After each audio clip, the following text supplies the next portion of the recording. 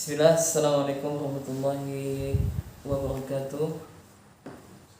Innalhamdulillah nahmaduhu wa nasta'inuhu wa nastaghfiruh wa na'udzu billahi min syururi anfusina wa min sayyiati a'malina. May yahdihillahu fala mudilla lahu wa may yudlil fala hadiya lahu.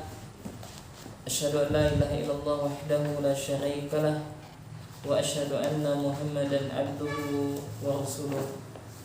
Allahumma salli wa sallim wa barik ala nabiyina Muhammadin wa ala alihi wa sahbihi ajma'in. Allahumma inna nas'aluka ilman nafi'an wa rizqan thayyiban wa amalan mutaqabbalan. Allahumma ya muqallibal qulub tsabbit qulubana ala dinik. Allahumma ya musarrifal qulub sarrif qulubana ala ta'atik. Ayo ikhwan, sambil menunggu peserta yang akhirnya kita mulai dulu. Tidak masalah karena kita menggunakan waktu dengan sebaik mungkin. Yang pertama, alhamdulillah, segala puja dan puji syukur selalu senantiasa kita peruntukkan kepada Allah Jalla wa Ala, di mana Allah Subhanahu wa taala masih memberikan limpahan karunia nikmatnya begitu banyak kepada kita. Semoga salam dan salawat tetap tercurahkan kepada junjungan Nabi besar kita Muhammad sallallahu alaihi wasallam, kepada keluarganya dan juga kepada seluruh sahabatnya dan juga kepada umatnya yang senantiasa mengikuti jejak langkah beliau. Allahumma amin. Kemudian insyaallah pada hari ini, hari apa nih? Selasa ya? Selasa tanggal 9 ya, tanggal 9 Maret kita salam. Boleh ya? Di dalam juga boleh, di bagian belakang boleh ya. Nah, begitu sudah mulai sampai ini pada tanggal 9 Maret 2021 kita akan sedikit untuk duduk bersama untuk saling mengingatkan sebagaimana firman Allah, fadzakir fa inna dzikra tanfa'ul mu'minin. Maka berilah peringatan karena sesungguhnya peringatan itu bermanfaat bagi orang yang beriman. Dan insyaallah ini adalah pertemuan kita yang kedua ya, pertemuan kita yang kedua di Mushola Al-Muttaqin. Ya, dan mudah-mudahan nanti rutin setiap bulan, setiap kali kami safar, maka kita luangkan waktu sejenak untuk duduk di salah satu di antara taman-taman surga. Nah, pada kajian kita kali ini, kesempatan kali ini, yakni membahas tentang sebuah tema. Apa temanya? Nah, aku ingin berubah. Nah, temanya adalah aku ingin berubah. Setiap kita, ya anak yakin setiap kita inginnya tuh waktu kita itu lebih baik daripada sebelumnya. Maka ada pepatah mengatakan hari ini lebih baik daripada apa, hari esok atau hari ini? Kemarin lebih baik daripada hari ini. Ya, intinya adalah kita menginginkan adanya perubahan yang baik pada diri kita. Ya, kalau seorang pedagang maka mereka itu menginginkan keuntungan yang besar di dalam perniagaan mereka, jual beli mereka. Nah, maka sebelum kita masuk pada pembahasan jamaah ikhwan dan akhwat rahimakumullah, kita mengingatkan tentang nikmat yang besar dari Allah Subhanahu wa taala dalam Al-Qur'an surah Al-Imran ayat 156. Jadi Allah Subhanahu wa taala berfirman, laqad manallahu 'alal mu'minina.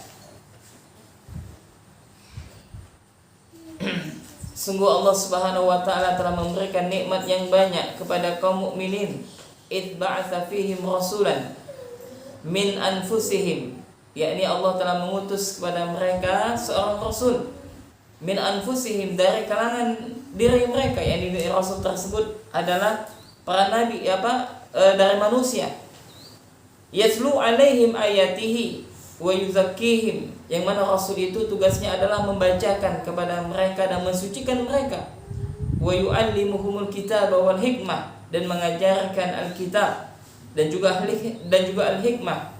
wa in kanu min qablu lafi dhalalin mubin, dan sungguhnya ya mereka, kata Allah, sebelumnya mereka adalah dalam keadaan tersesat. Jadi alhamdulillah kita menjadi seorang muslim. Allah mengutus kepada kita seorang rasul, seorang utusan, yakni Nabi kita yang mulia Muhammad sallallahu alaihi wasallam, yang mana Nabi telah menyampaikan agama ini dengan sempurna, sebagaimana Allah sebutkan dalam Al-Quran surah Al-Maidah ayat 3, Al-yawma akmaltu lakum dinakum wa atmamtu alaikum ni'mati wa raditu lakum al-islam madina. Pada hari ini, kata Allah, telah aku sempurnakan bagi kalian agama kalian. Pada hari ini kata Allah, telah aku sempurnakan nikmatku atas kalian, dan telah aku ridhoi Islam sebagai agama kalian, dan telah aku sempurnakan ajaran Islam tersebut. Subhanallah, ini nikmat dari Allah Subhanahu wa taala. Maka ketika kita membahas aku ingin berubah, maka ada beberapa hal yang harus kita perhatikan ketika kita ingin berubah menjadi orang yang lebih baik daripada sebelumnya. Dan di dalam perubahan ini, ikhwan dan akhwat rahimakumullah, terdapat proses yang panjang. Terdapat proses. Maka poin penting daripada pembahasan kita ini adalah aku ingin berubah adalah kita harus mengetahui tentang urgensi tentang masalah waktu. Masalah waktu. Kenapa? Karena waktu itu adalah modal utama dalam kehidupan kita.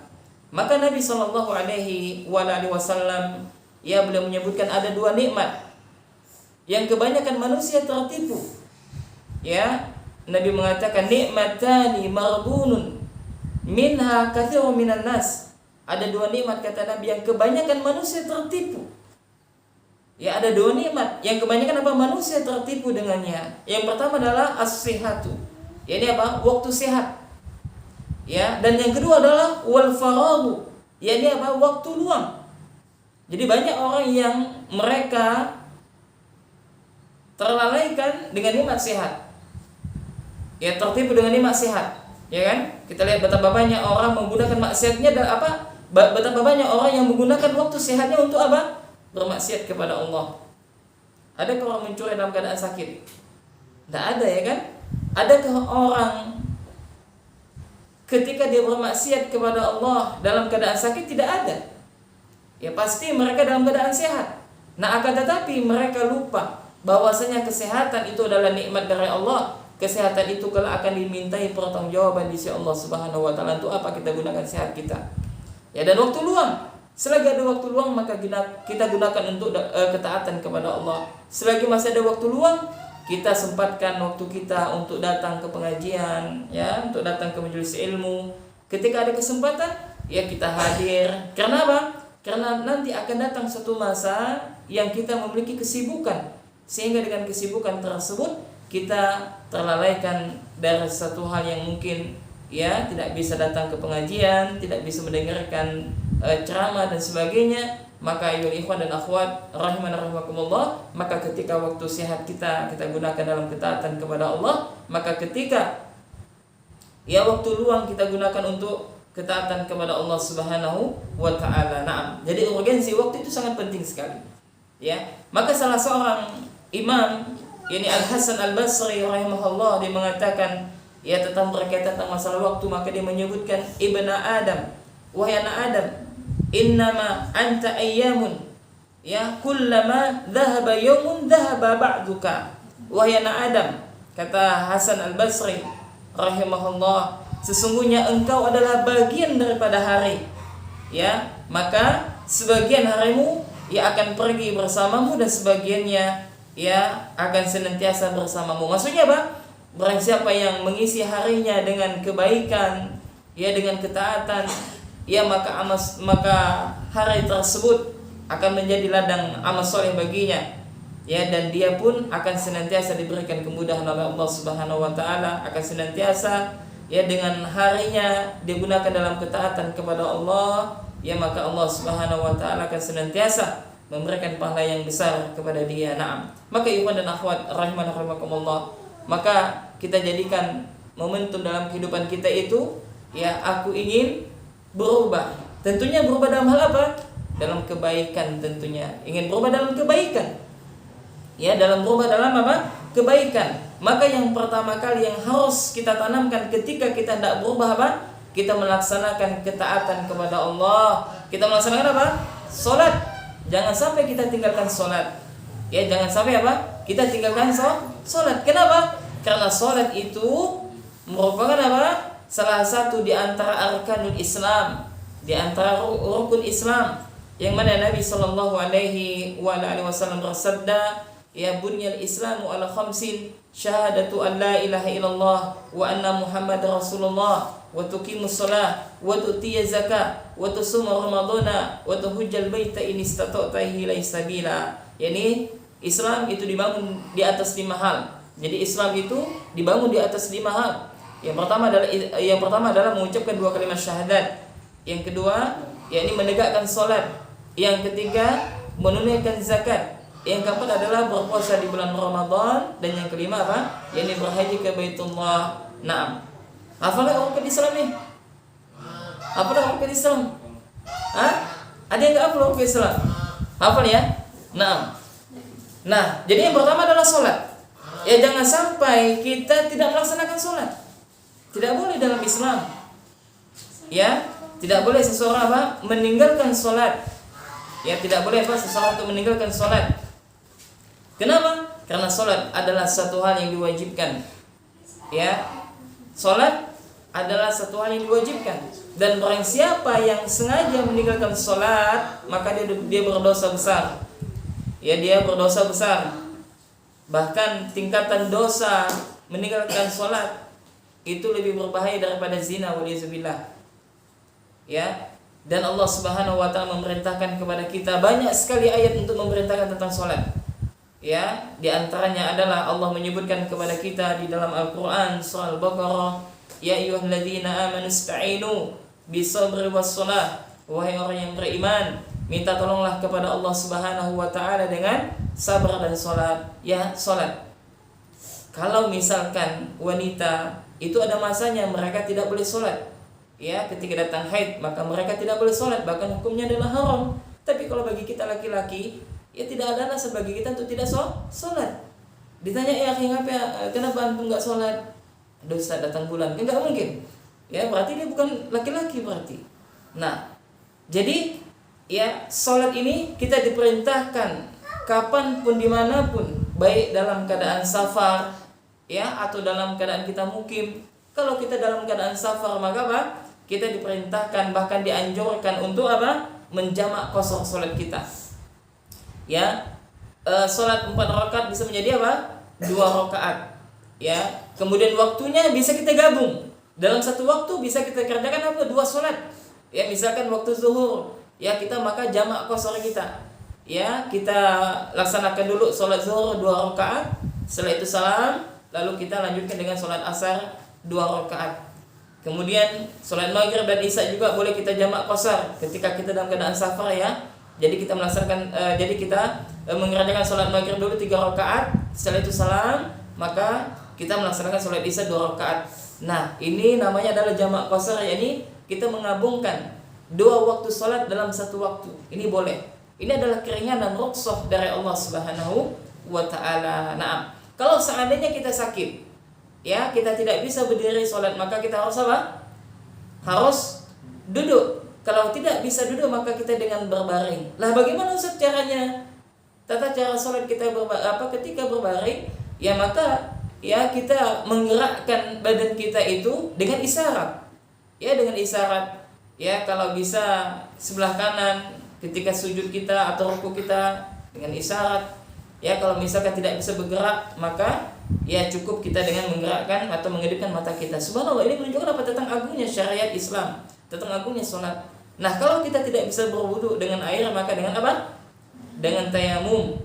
Ya, bagi laki-laki salatnya di masjid berjamaah, bagi wanita maka di rumah. Naam. Maka ayyuhal dan akhwat rahimana rahimakumullah, maka ketika kita hendak berubah, yang pertama kali harus kita jaga salat kita. Ya jangan sampai apa? Kita tidak melaksanakan salat. Nah, ini sebentar lagi bulan Ramadan datang. Ya, kita berdoa mudah-mudahan Allah mempertemukan kita dengan bulan Ramadan. Ya, ini Allahumma balighna fi Ramadan. Ya Allah, sampaikanlah kami kepada bulan Ramadan. Banyak orang yang mereka apa? Mereka tahan berpuasa 1 hari semalam, ya kan? 1 hari semalam. 1 hari dari terbitnya fajar shadiq sampai dengan terbenamnya matahari, akan tetapi mereka tidak sholat. Bagaimana hukumnya? Nah, para ulama mengatakan puasanya insya Allah mudah-mudahan dapat pahala, tapi dia berdosa karena dia meninggalkan sholat. Ibaratkan seseorang ya mengisi air ke dalam teko. Tahu teko kan? Apa itu teko? Hah? Apa teko? Ketel, ketel. Ya, orang isi air dalam ketel, lalu ketelnya apa? Ada lubangnya. Bisa penuh enggak? Tidak bisa. Ya, ada airnya enggak? Tidak bisa. Nah, seperti itu. Nah, maka akhwat dan ikhwan sekalian rahimakumullah, kita jaga sholat. Jangan sampai kita tinggalkan sholat. Tidak boleh haram ya ikhwan dan akhwati fillah. Berdosa. Ya, sholat. Aduh, kita tanya kenapa ente enggak sholat? Aduh, anak nih kotor nih baju anak nih, jadi enggak sholat. Nah, banyak orang seperti itu. Ente apa enggak sholat? Aduh, Ustaz, anda enggak tuh niatnya Ustaz. Subhanallah. Apa niatnya sholat? Nawa itu? Gitu kah? Apa niat sholat? Nah, niat cukup dalam hati, enggak perlu kita lafazkan. Kenapa? Karena Allah As-Sami', Allah Maha mendengar, Allah Maha mengetahui isi dalam hati kita, maka tidak perlu kita lafazkan. Ya, nah maka laksanakan sholat. Dan banyak sekali keutamaan orang melaksanakan sholat. Salah satunya adalah barang siapa yang dia mengerjakan sholat dalam sehari 5 kali. Ya, 1 hari berapa kali? 5 kali sholatnya, maka dia ibaratkan mandi 1 hari 5 kali. Pernah suatu ketika Rasulullah bertanya kepada sahabatnya, "Wahai sahabatku," kata Rasulullah, "bagaimana pendapat kalian kalau seandainya di depan rumah kalian itu apa? Ada sungai dan kalian mandi di dalamnya selama 1 hari itu 5 kali. Apakah masih tersisa kotoran di badan kalian?" Maka sahabat menjawab, "Tidak ya Rasulullah, demikian jugalah sholat. Apabila anda melaksanakan sholat sehari 5 kali, maka dosa-dosa kalian akan diampuni oleh Allah Subhanahu wa Ta'ala." Kalau kita melaksanakan sholat zuhur, ya, kemudian lalu kita melaksanakan sholat zuhur, ya, maka dosa kita antara sholat subuh sedangkan zuhur tersebut maka diampuni oleh Allah dengan kita melaksanakan sholat zuhur. Ya, begitu juga sebaliknya, ketika kita melaksanakan sholat asar, maka dosa kita apa? Diampuni oleh Allah antara sholat zuhur dan sholat asar. Para ulama menyebutkan, ya ini apa? Allah mengampunkan dosa-dosa kecil. Apa bedanya dosa besar dan dosa kecil, akhwat dan ikhwan sekalian? Kalau dosa besar itu adalah dosa yang terdapat ancaman. Seperti apa? Zina itu dosa besar. Ya, pembunuh itu dosa besar. Ya, kemudian apa lagi? Memakan harta riba itu dosa besar. Yang mana Allah tidak akan mengampunkan dosa besar kecuali apa? Kecuali bertobat kepada Allah Subhanahu wa Ta'ala. Ya, maka laksanakan untuk sholat. Jangan sampai kita tinggalkan sholat. Nah, maka ketika kita hendak berubah, maka yang pertama kali apa yang harus kita perhatikan? Sholat kita. Jaga sholat kita. Ya, makanya dalam Islam mengajarkan ya, kalau kita mengajarkan untuk memerintahkan seorang ayah memerintahkan anaknya untuk melaksanakan sholat ketika usianya berapa? 7 tahun. Ya, kalau seandainya sudah sampai 10 tahun anak itu nggak mau sholat, apa yang dilakukan? Dipukul. Mungkin dulu orang tua kita nggak pernah nyuruh kita sholat ya. Tidak ada orang tua nyuruh kita sholat, orang tuanya. Alhamdulillah kalau ada, ya bersyukur kepada Allah. Sekarang kita lihat banyak saudara kita nggak sholat. Kenapa mereka bisa nggak sholat? Ya karena dari orang tuanya tidak pernah mengajarkan anaknya untuk sholat. Nah, alhamdulillah ya kalau saat ini Allah berikan hidayah kepada kita, kita bisa menjaga waktu sholat kita dan sebagainya. Ini merupakan nikmat dari Allah Subhanahu wa Ta'ala. Nah, kemudian yang kedua, ayyuhal ikhwan dan akhwat rahimani rahimakumullah, ya, ketika kita hendak berubah, ya, yang harus kita perhatikan apa? Yakni hendaklah kita berbakti kepada kedua orang tua kita. Ya, maka ketika kita ingin berubah, maka yang harus kita perhatikan adalah tentang birrul walidain, berbakti kepada orang tua kita. Ya, makanya akhwat dan ikhwan sekalian rahimakumullah, banyak sekali dalil-dalil yang memerintahkan kita untuk berbakti kepada kedua orang tua kita. Salah satunya adalah firman Allah, ya ayyuhalladzina amanu, kata Allah, wahai orang yang beriman, ya, ubudullah, sembahlah Allah Subhanahu wa Ta'ala, wabil walidaini ihsana, dan kepada kedua orang tuamu berbuat baiklah kepada mereka. Ya, perintah Allah Subhanahu wa taala. Yani apa? Memerintahkan kepada orang yang beriman ya untuk bertauhid, untuk mentauhidkan Allah. Kemudian yang kedua untuk apa? Berbakti kepada kedua orang tuanya.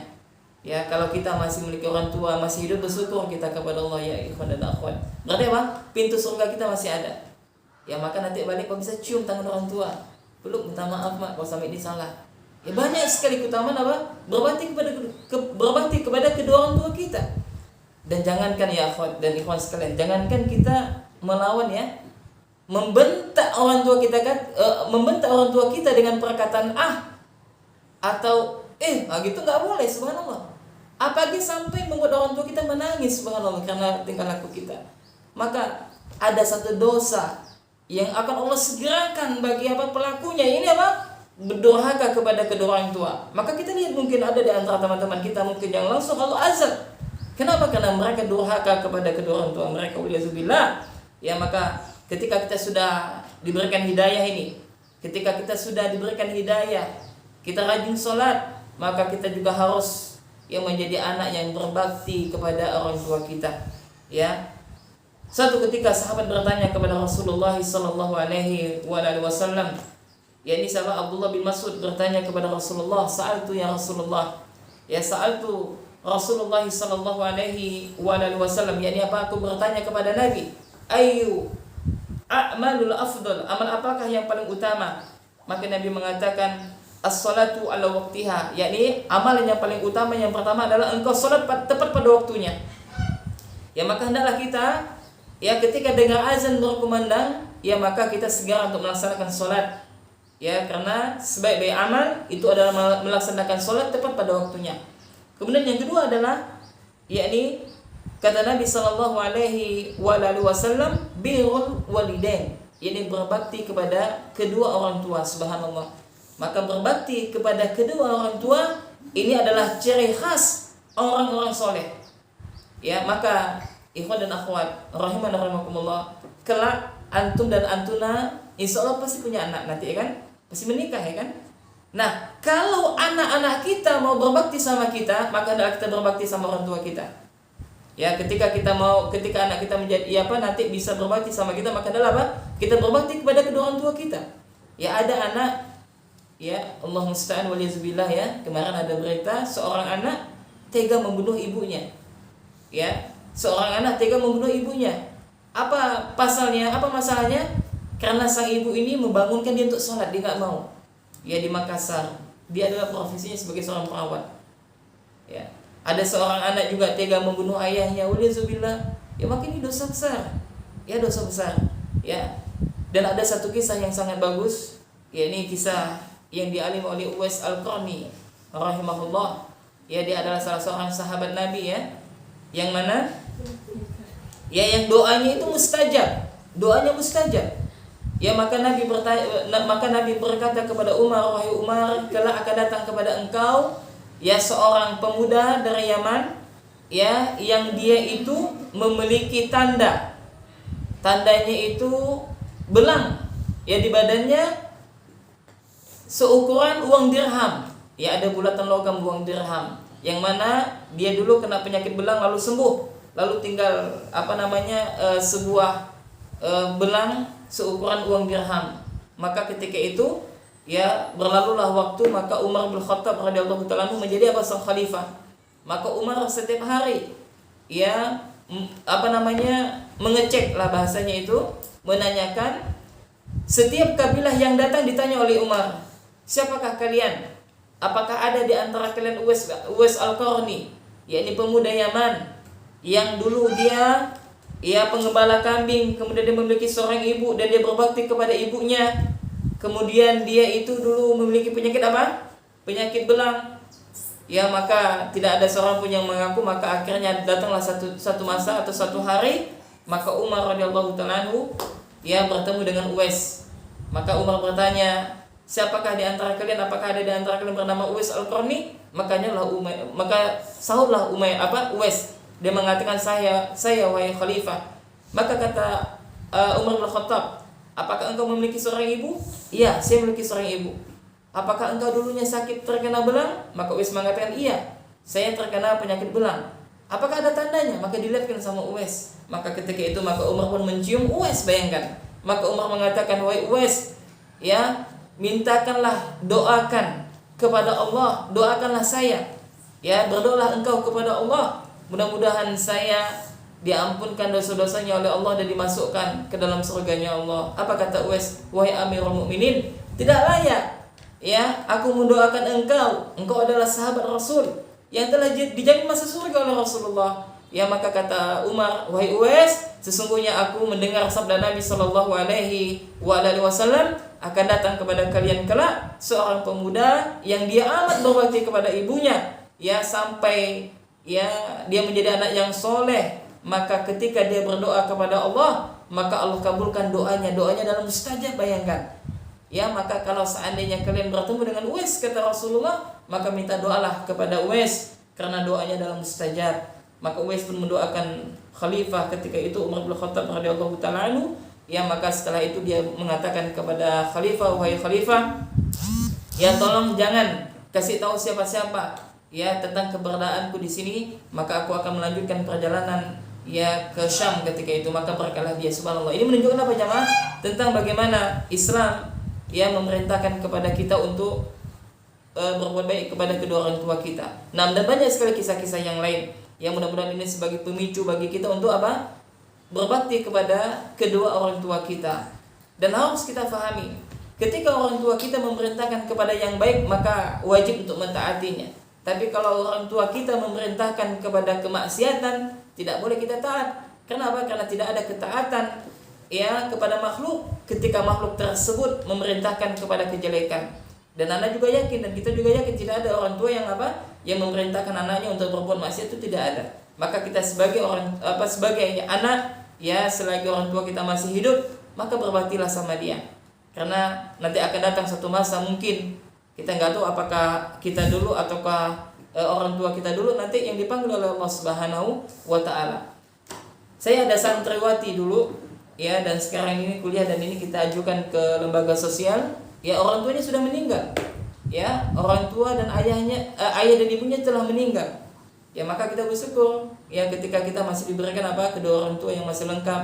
Nah, mungkin ada di antara kita yang orang tua kita mungkin sudah wafat, maka tetaplah berbakti kepada kedua orang tua kita dengan apa? Dengan kita saling menyambung teman-temannya, menyambung silaturahmi teman-temannya, ya. Kalau bisa kita doakan orang tua kita. Nah, kemudian jemaah rahimani wa rahimakumullah, ikhwan dan akhwati fillah rahimani wa rahimakumullah, maka ketika kita hendak berubah, ketika aku ingin berubah, ya kita harus seperti itu, ya, semangat. Maka yang pertama apa tadi? Kita perhatikan waktu apa? Salat kita. Nah, jangan sampai tinggalkan salat. Ya, kedua apa? Berbakti kepada kedua orang tua. Kemudian yang ketiga, tidak kalah penting adalah apa? Kita jangan lupa untuk menuntut ilmu. Dan ini sering kami sampaikan, menuntut ilmu. Ya, karena apa? Karena seseorang itu ketika dia berubah, maka harus dilandasi dengan ilmu. Tidak boleh ikut-ikutan. Kenapa? Kalau ada orang yang berubah karena ikut-ikutan, nah pasti tidak lama itu, pasti nggak istiqomah dia, ya kan? Ya, ikut-ikutan atau sebatas ngetren saja, ini nggak boleh seperti itu. Maka ketika kita ingin berubah, maka adalah kita berubah dengan apa tadi? Dengan ilmu, dengan mempelajari ilmu. Dan sering kita sampaikan bahwasanya menuntut ilmu itu adalah suatu kewajiban, sebagaimana sabda Rasulullah, talabul ilmi faridatun ala kulli muslim. Menuntut ilmu itu wajib bagi setiap muslim. Ya, dan banyak sekali keutamaan menuntut ilmu. Di antaranya adalah Rasulullah menyebutkan, man salaka tariqan yaltamisu fi ilman sahalallahu lahu bihi tariqan ilal jannah. Jadi barang siapa yang menempuh satu jalan dalam rangka untuk menuntut ilmu, maka akan Allah mudahkan baginya jalan menuju surga. Subhanallah. Ya, dan orang yang berilmu jamaah, ikhwan dan akhwat rahimani rahimakumullah, Allah angkat derajatnya. Ya, sebagaimana firman Allah, ya rafa'illahu alladhina amanu minkum walladzina utul ilma darajat. Allah mengangkat derajat orang yang beriman, dan Allah juga akan mengangkat derajat ya orang yang berilmu beberapa derajat di antara kalian. Ada sebuah kisah juga. Ya, ada salah seorang namanya Muhammad. Muhammad ini, mohon maaf nih, dari segi fisik dia cacat. Apa, lehernya ini masuk ke dalam. Apa pakai pondok dia bahasanya apa? Hah? Jadi lehernya ini kan leher nih. Lehernya ini masuk ke dalam dan ininya naik ke atas. Cacat ya, dari segi fisik apa tidak menarik. Udah itu mohon maaf hitam, badannya hitam. Ya. Kalau orang melihat dia pasti dia diejek, merendahkan. Kenapa? Lehernya apa? Lehernya apa enggak normal? Kalau kita kan normal nih kan? Alhamdulillah kita normal. Sebagaimana Allah menyebutkan laqad khalaqnal insana fi ahsani taqwim. Dan sungguh kami telah menciptakan manusia itu dengan sempurna kata Allah. Alhamdulillah kita semua enggak ada yang cacat. Nah, Muhammad ini dia cacat. Ya lehernya apa? Lehernya masuk ke dalam, benihnya apa? Pundaknya apa? Naik ke atas. Jadi kayak gini. Nah, kayak gini modelnya. Ya. Bagus ini apa? Bagus kan? Terus itu dan kulitnya mohon maaf nih. Kulitnya hitam pekat. Apa kata ibunya? Wahai Ananda kata ibunya, pelajarilah ilmu. Karena sungguhnya kalau engkau tidak belajar ilmu, maka kelak engkau akan menjadi bahan ejekan teman-temanmu. Akhirnya apa ya? Ikhwan dan akhwat sekalian apa? Akhirnya apa? Sang Muhammad tadi dia semangat dia belajar ilmu. Siang dan malam dia mempelajari ilmu, bahkan dia melakukan rela. Dan akhirnya apa? Satu ketika dia menjadi seorang imam, seorang ulama di kota Mekah, menjadi qadi. Tahu qadi? Qadi itu bahasanya hakim di kalangan kita. Berapa lama? 20 tahun, subhanallah. 20 tahun dia menjadi hakim. Ya, maka ketika datang khalifah, tunduk di hadapan dia, subhanallah. Ya, Bilal, sahabat kenal Bilal.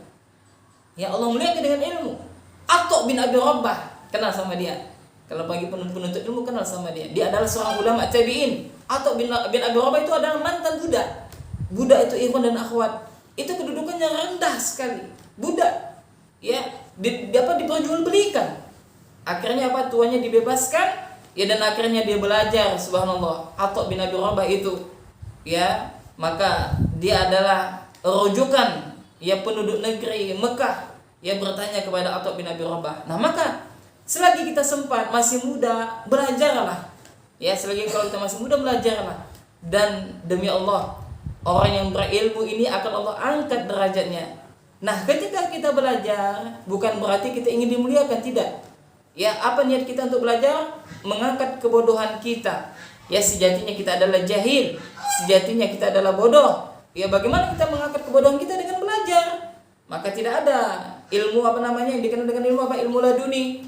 Tiba-tiba langsung jadi pintar. Yaudah, Ustaz, Anda malas belajar, Ustaz. Nih buku Ustaz, Anda bakar aja buku ini. Lalu kan ada apa? Ada arangnya kan? Anda minum, Ustaz. Tidak ada seperti itu. Namanya ilmu itu apa? Belajar dan penuh dengan perjuangan.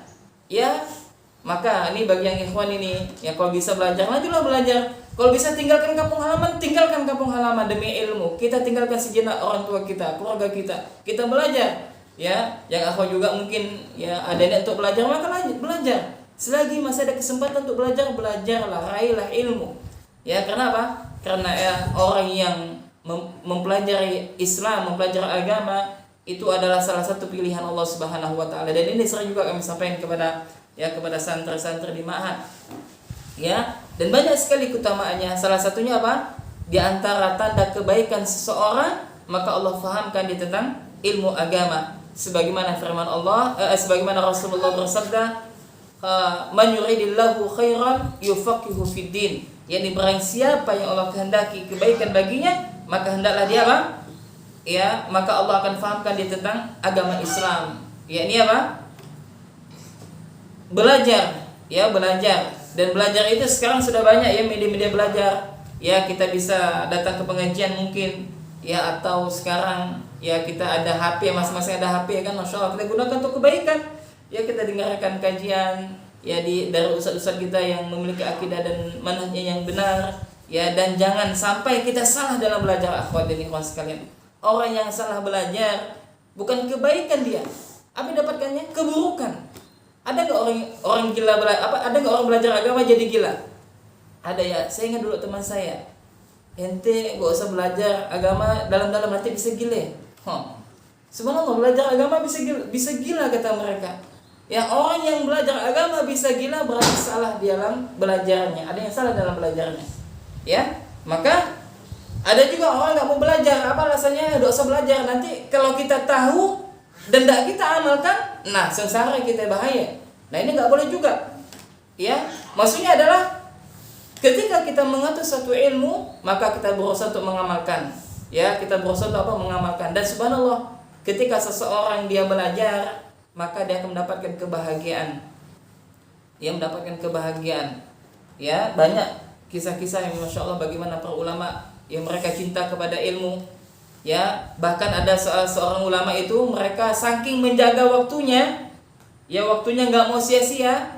Bayangkan, ketika dia buang air besar, ya dia memerintahkan kepada saudaranya untuk membacakan hadis. Ya biar dia sambil buang air besar itu bisa mendengarkan hadis dari Nabi Sallallahu Alaihi Wasallam. Ada juga di antara para ulama, saking semangatnya mereka menuntut ilmu, belajar, ya selama 15 tahun. Dia nggak pernah makan itu dengan tangannya sendiri. Ya, dia makan dengan disuapkan oleh saudaranya. Bayangkan, masya Allah. Ini para ulama ya. Nah sekarang ya kita bersyukur kepada Allah. Ya kalau antum dan antuna, masya Allah, meluangkan waktunya untuk datang di majelis ilmu ini. Ya di tengah kesibukan yang ada. Ya ini subhanallah, ini suatu hal nikmat dan hidayah dari Allah Subhanahu wa Ta'ala. Naam. Maka ikhwan dan akhwat rahimana rahimakumullah, maka ketika kita hendak berubah, ketika aku ingin berubah, maka rubahlah dengan apa tadi? Dengan apa tadi? Yang ketiga dengan apa? Dengan menuntut ilmu. Maka beda ya akhwat dan ikhwan sekalian. Solatnya orang yang berilmu dengan solatnya orang yang ikut-ikut itu berbeda sekali.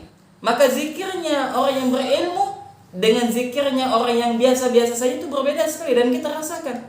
Ya maka ya semua kita awali dengan ilmu.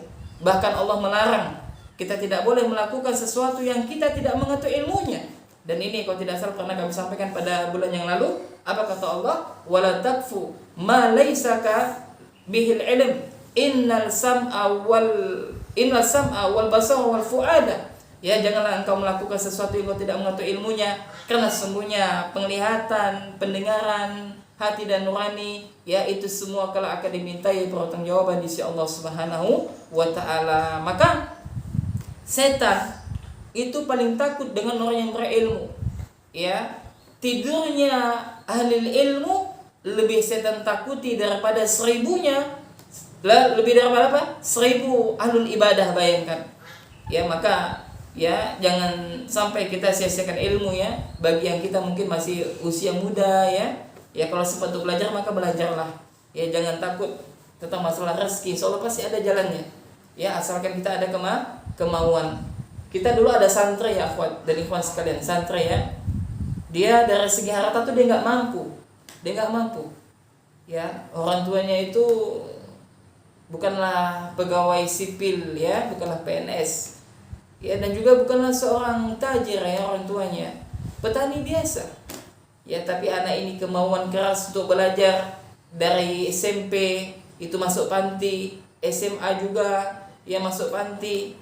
Ya walaupun orang tuanya masih hidup dua-duanya, dan akhirnya subhanallah dia pernah belajar ke Mesir, ya diterima ke Mesir, dan kemarin masya Allah diterima di Madinah ya, dan bahkan sekarang lanjut S2 di sana. Ya ini intinya semangat yang tinggi dalam belajar. Ya maka kalau misalkan alasan kita tidak mau lanjut belajar karena faktor ekonomi, ya itu mungkin salah satu di antara tipu daya syaitan. Ya karena kalau kita memiliki keinginan ya kemauan belajar, insya Allah pasti Allah bantu dan ada jalannya.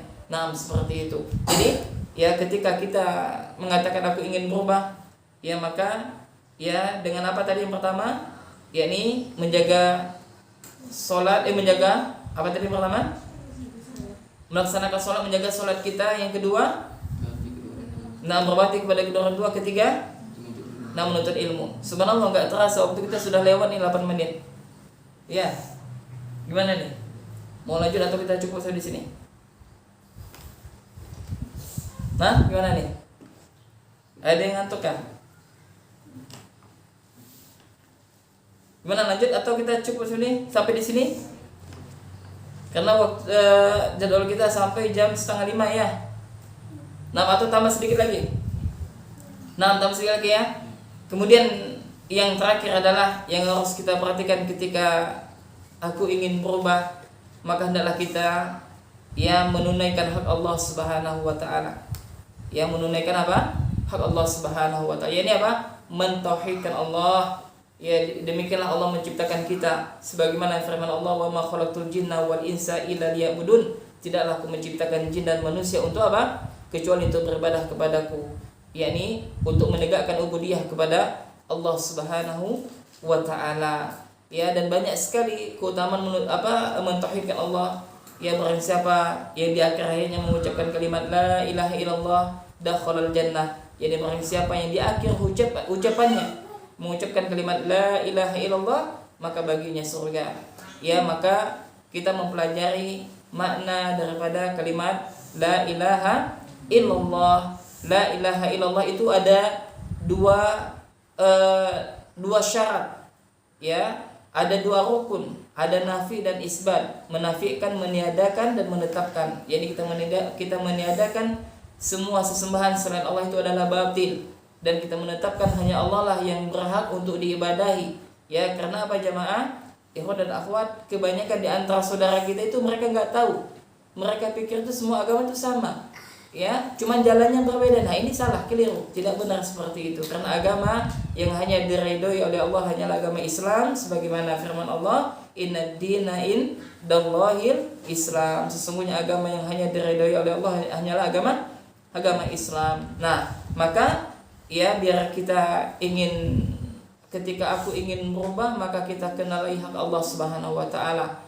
Banyak sekali kesyirikan di sekitar kita. Mungkin di keluarga kita, mungkin yang mereka enggak paham, kita doakan mudah-mudahan mereka mendapatkan hidayah. Banyak sekali. Biasa, terlebih lagi dengan adat kebiasaan. Kalau adat kebiasaan tersebut sesuai dengan syariat Islam boleh kita lakukan. Tapi kalau adat istiadat tersebut menyelisih syariat, maka tidak boleh kita lakukan. Nah, demikian karena waktu kita Allah sudah lewat. Mohon maaf tadi datang terlambat kita tadi dan tidak sesuai dengan waktu yang telah kita tentukan. Intinya adalah ini semua takdir dari Allah Subhanahu wa taala, dan kita bersyukur kepada Allah yang telah Allah takdirkan kita untuk bertemu pada kesempatan kali ini. Sebelum kita tutup maka saya simpulkan kajian kita aku ingin berubah ini. Yang pertama adalah hendaklah ketika seseorang dia hendak berubah, maka yang pertama kali yang harus dia perhatikan adalah sholat. Jangan sampai meninggalkan sholat dengan alasan apapun, tidak boleh. Tidak boleh meninggalkan sholat. Baik ketika safar ikhwan dan akhwat. Kalau kita sedang safar, kita harus sholat jamak qashar. Jangan kita tidak sholat, tidak boleh, dosa besar itu. Orang yang sengaja meninggalkan sholat, sengaja dia berdosa. Dia berdosa, itu dosanya lebih besar daripada zina, bayangkan. Dosanya lebih besar daripada minum khamar, bayangkan. Dosanya lebih besar daripada pembunuhan, bayangkan. Allah musta'an. Itu dosa meninggalkan sholat itu besar sekali. Maka dimanapun kita, kapanpun kita harus sholat, tidak boleh kita tinggalkan. Kemudian yang kedua berbakti kepada kedua orang tua kita. Kita dengarkan orang tua kita berbakti. Tidak boleh kita melawan orang tua kita, tidak boleh kita bentak, apalagi sampai membuat orang tua kita menangis mungkin karena ada tingkah laku kita, maka minta maaf. Kemudian yang ketiga apa tadi? Menuntut ilmu. Kita harus menuntut ilmu. Jangan sampai kita malas untuk menuntut ilmu. Karena berubahnya seseorang karena ilmu, ini insya Allah akan bisa istiqomah. Kalau ada orang yang mungkin dia berubah tapi tidak dilandasi dengan ilmu, kemungkinan dia akan bisa balik semula lagi, waliyadzubillah. Kemudian yang keempat apa tadi? Menunaikan hak-hak Allah Subhanahu wa taala. Maka ketika aku ingin berubah, maka kita berusaha mengamalkan hal tersebut. Dan yang terakhir, ini tambah tadi ada satu lagi kelupaan. Ini apa? Kita melaksanakan amalan-amalan sunnah rawatib, menjaga sholat setelah zuhur atau sesudah sholat zuhur. Sebelum asar 2 rakaat. Nah, kita iringi sholat wajib kita dengan sholat sunnah. Barang siapa yang menjaga sholatnya dalam sehari semalam itu 12 rakaat, maka Allah Subhanahu wa taala akan membangunkan rumahnya di surga nanti, subhanallah. Setiap orang menjaga itu, maka Allah bangunkan satu rumah baginya di surga nanti. Nah, demikian ikhwan dan akhwat sekalian rahimanarahmakumullah. Kita cukupkan sampai di sini. Ada yang ingin ditanyakan?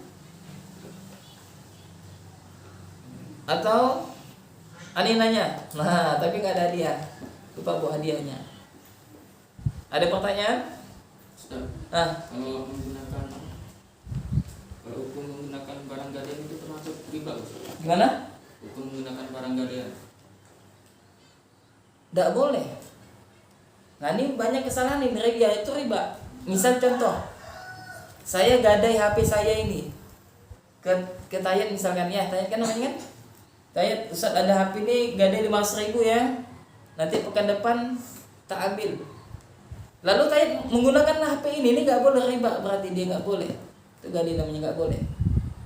Nah ini banyak dilakukan oleh saudara kita mungkin kan, nggak boleh nih. Gadai motor, kita pakai motornya nggak boleh. Ya, nggak boleh seperti itu. Nah, ada lagi? Kalau ini Ustaz ya, waktu itu kan ada meninggal di tempat kami tuh. Siapa? Ada orang meninggal di tempat saya. Habis itu sebelum dimasukkan ke mayatnya itu, sebelum dimasukkan dikuburkan, dimasukkan di dalam antong kan. Atong. Abi itu panggil lah, wataknya. Peti ini. Nah, peti. Nah, sabar. Nah, di mana Ustaz? Kami kan cuma terkejut tuh pas dia diajankannya. Tapi itu gimana Ustaz? Diazan kan. Nah, nanti boleh juga kalau mau nanti kita adakan penyelenggaraan jenazah. Jadi apa ya? Islam ini mudah agamanya. Apa kata Nabi Shallallahu Alaihi Wasallam? Ad-dinu yusra. Agama ini mudah. Ya, Islam itu mengajarkan mudah sekali. Kalau ada yang wafat maka kita mandikan, kita kafani, kita makamkan. Nah, ketika pemakaman maka nggak ada diazankan. Azan kan itu apa? Itu sholat kan? Bukan orang mati. Ya seperti itu. Jadi nggak ada seperti itu. Nah, kenapa kok ada ustadz orang-orang melakukannya? Karena mereka tidak tahu ilmunya. Mereka jahil. Mereka jahilannya kedikutan. Mereka nggak pernah belajar duduk seperti ini. Masya Allah. Mudah-mudahan nanti kita adakan penyelenggaraan jenazah. Nah, bagaimana yang benar? Nah, atau juga harus tahu nih antum mengafani mayit. Nah, pernah orang wafat kan? Nah. Baik, yang akhwat ada pertanyaan enggak? Hah? Adakah? Enggak usah malu. Fas'alu ahli dzikri in kuntum la ta'lamun. Bertanyalah kalian ya jika kalian tidak mengetahui. Ada satu jamaah yang sering bertanya, Masya Allah, bagus ya. Dia bertanya tentang ilmu kalam. Nah, baik ilmu kalam. Di mana ada belajar ilmu kalam enggak? Di mana ada belajar ilmu kalam enggak? Ilmu kalam ada enggak? Ada.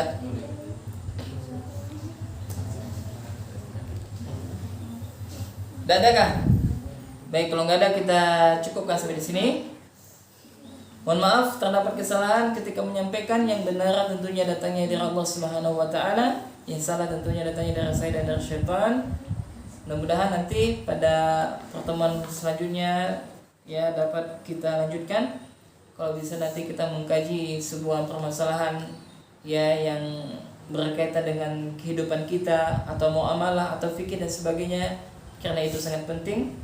Ya, karena kita sejatinya sangat butuh kepada ilmu melebihi kebutuhan kita kepada makan dan minum. Kita cukupkan sampai di sini. Subhanakallahumma wa bihamdika asyhadu an la ilaha illa anta astaghfiruka wa atubu ilaik. Wassalamualaikum warahmatullahi wabarakatuh. Nah, syukran jazakumullah khairan atas kehadirannya. Barakallahu fikum. Nah, mungkin yang keluar mungkin aku dulu keluar ya. Ya. Dia nak nanya. Nah, silakan. Masuk ya, Masya Allah.